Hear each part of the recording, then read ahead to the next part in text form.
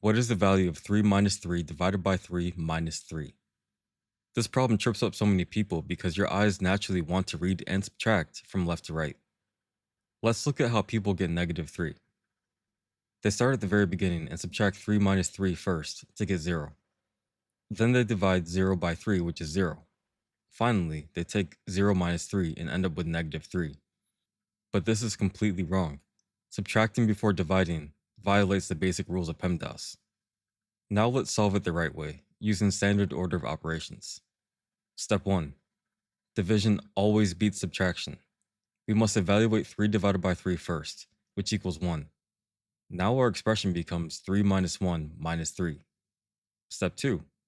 Since we only have subtractions left, we work strictly from left to right. For subtraction, 3 minus 1 equals 2. Final subtraction, 2 minus 3 equals negative 1. So our final answer is negative 1.